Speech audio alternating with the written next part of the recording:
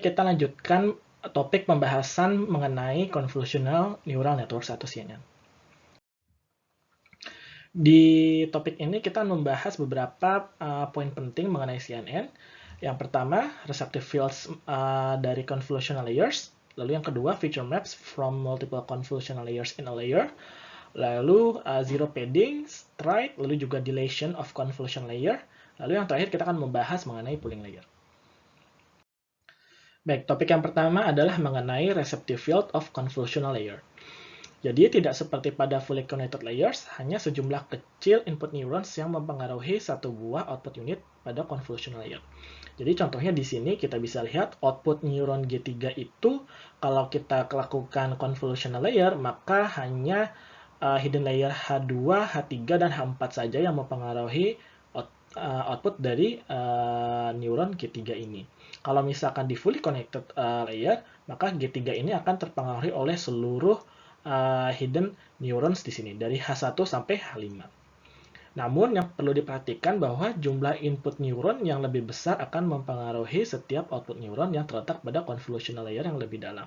Contohnya lagi, misalkan di sini output neuron G3 ini sebenarnya terpengaruh juga dari input neuron X1, X2, X3, X4, dan X5. Ya, karena hidden neuron H2 itu terpengaruh dari input neuron X1 sampai X3, H3 terpengaruh dari X2, X4, dan H4 ini terpengaruh dari X3 dan sampai dengan X5. Jadi dengan kata lain, units di lapisan yang lebih dalam, misalkan contohnya di sini adalah G3, dapat secara tidak langsung terhubung ke semua atau sebagian besar input neurons. Ya. Jadi di sini adalah X1 sampai dengan X5 ini adalah sebenarnya receptive field dari G3 units di input layer. Nah, jumlah input neurons yang mempengaruhi output neurons dikenal sebagai receptive field. Jadi, receptive field G3 di hidden layer ini adalah H2 sampai H4, tapi receptive field dari G3 di input layer adalah X1 sampai dengan X5. Nah, pada dasarnya kita juga bisa menghitung seberapa besar receptive field yang dimiliki oleh sebuah arsitektur dan bisa dihitung menggunakan rumus yang ada di dalam link ini. Jadi kalau misalnya tertarik silahkan dilihat secara mandiri. Baik, konsep selanjutnya yang terpenting adalah mengenai feature maps dari multiple convolutional kernels in a convolutional layer. Jadi pada CNN atau pada convolutional layer biasanya kita memiliki lebih dari satu convolutional kernel untuk menghasilkan beberapa buah feature maps. Jadi misalkan di sini kita memiliki sebuah input image, satu buah input image ya. Misalkan kita menggunakan dua buah kernel yang berbeda, maka akan menghasilkan dua buah feature maps yang berbeda. Dan inilah sebenarnya salah satu kelebihan dari CNN atau convolutional layer. Jadi biasanya kita menggunakan berbagai macam atau lebih dari satu buah kernels untuk menghasilkan lebih dari satu feature maps dalam satu kali prediction. Jadi misalkan di sini ada sebuah input image, ada 3 channel, red, green, blue, maka kita bisa memilih jumlah kernels yang kemudian akan menghasilkan jumlah feature maps yang sama. Jadi misalkan kita memilih untuk menggunakan 16 buah kernels, maka di sini akan menghasilkan 16 buah feature maps. Pada saat yang sama bisa kita lihat di sini bagaimana besarnya receptive field dari output kernel di sini. Jadi di sini bisa kita lihat receptive field kernel ini, ya titik ini, neuron ini di layer sebelumnya adalah sebesar ini, ya sesuai dengan besarnya kernel yang kita gunakan. Lalu masing-masing neuron di hidden layer ini, di convolution layer pertama ini, akan memiliki masing-masing receptive field yang berbeda. Jadi bisa kita lihat bagaimana receptive field dari convolutional layer yang lebih dalam memiliki receptive field yang lebih besar di input layer. Baik, konsep selanjutnya dari convolutional layer adalah zero padding and stride. Ya, jadi Di sini zero padding itu sebenarnya adalah menambahkan angka 0 di sekitar input atau gambar untuk memastikan bahwa output gambar memiliki ukuran yang sama dengan input gambar. Bisa kita lihat sebenarnya yang perlu diperhatikan juga bahwa apabila kita melakukan proses convolution menggunakan sebuah kernel, maka biasanya outputnya itu akan memiliki resolusi yang lebih kecil dibandingkan dengan inputnya. Jadi misalkan di sini bisa kita lihat apabila kita melakukan padding di sini ya, melakukan padding di sini menggunakan kernel 3x3, maka besarnya feature maps atau output dari convolution itu akan sama ukurannya. Jadi misalkan di sini ya, ukurannya adalah I dan J, maka apabila kita tambahkan zero padding 1 di masing-masing aksisnya ya, dan kita lakukan convolution operation menggunakan kernel 3x3, maka output atau dimensi atau size ya, size atau resolution dari feature maps itu akan sama. Kalau tidak, maka akan berkurang, akan lebih kecil. Ya. Lalu juga kita mempunyai komponen lain yaitu stripe, yaitu menghubungkan input layer yang lebih besar dengan layer berikutnya yang lebih kecil dengan memberi jarak pada receptive field. Ya, jadi biasanya stripe dari convolutional layer itu 1. Jadi misalkan kalau misalkan di convolution layer biasa, di sini contohnya kita itu melakukan convolution layer itu dengan jarak satu buah pixel. Jadi kita geser satu pixel, geser satu pixel, geser satu pixel. Nah, di sini misalkan kita menggunakan stripe 2, ya maka jarak dari yang red ini ya ke biru ini akan jaraknya adalah 2 pixel. Ya, di sini maksudnya adalah stripe-nya. Jadi stripe-nya adalah 2. Nah, dengan menggunakan stripe ini, maka kita mengcover receptive field, ya, receptive field yang lebih besar di sini, akan tetapi ya ukuran dari feature maps outputnya, output feature maps akan lebih kecil, jauh lebih kecil dibandingkan dengan input dari convolution layer-nya. Nah, konsep selanjutnya adalah dilation of convolution layer.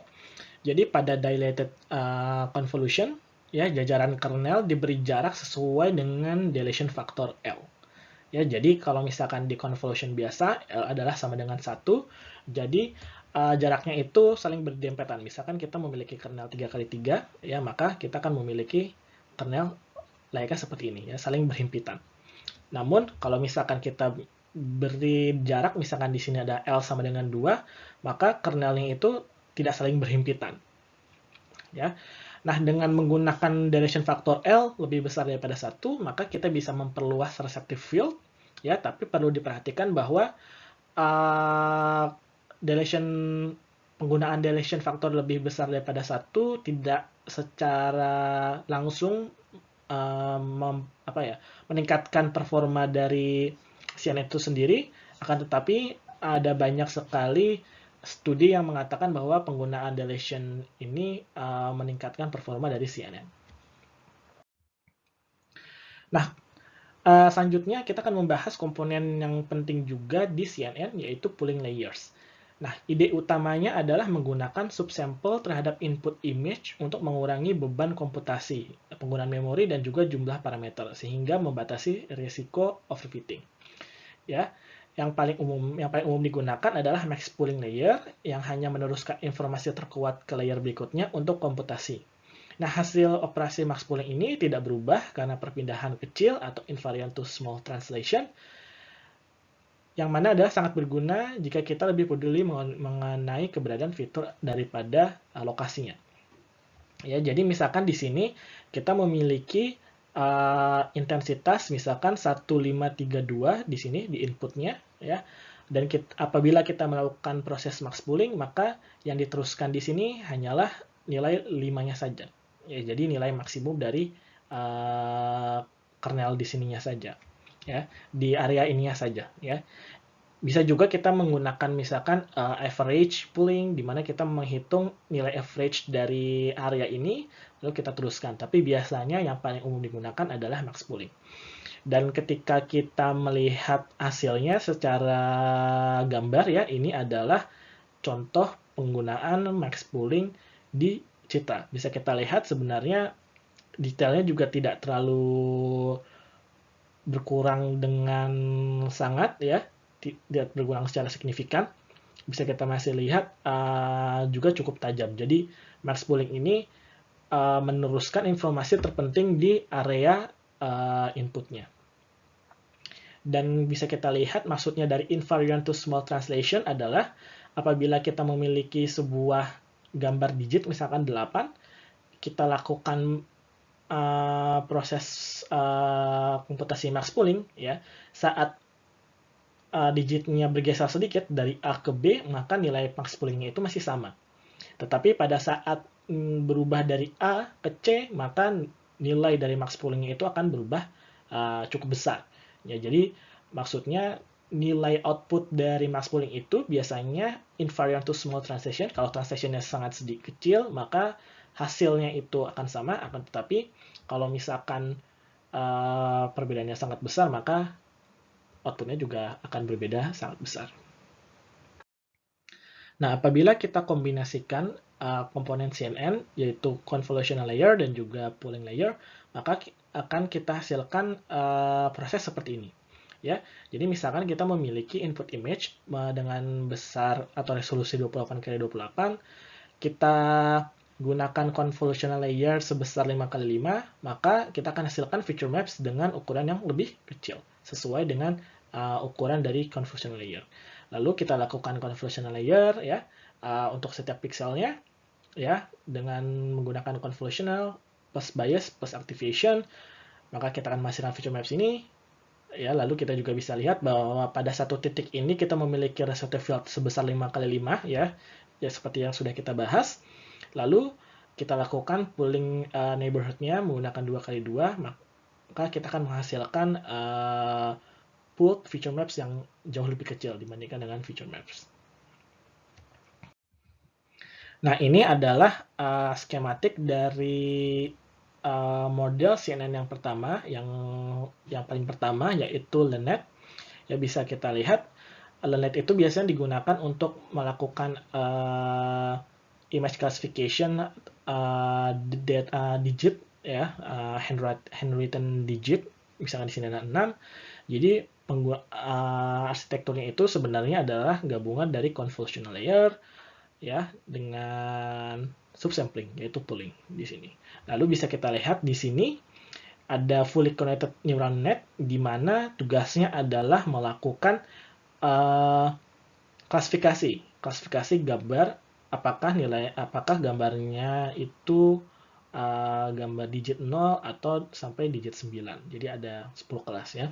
Jadi bisa dikatakan bahwa yang bagian sini yaitu convolution plus pooling itu sebenarnya adalah bentuk dari feature extraction, dan sedangkan fully connected di sebelah kanan itu sebenarnya adalah bentuk dari classification networks-nya. Ya, jadi bisa bilang di sini adalah feature extraction networks dan ini adalah classification networks. Baik, selanjutnya kita akan membahas topik lain, yaitu komponen-komponen lain yang biasa digunakan di arsitektur CNN.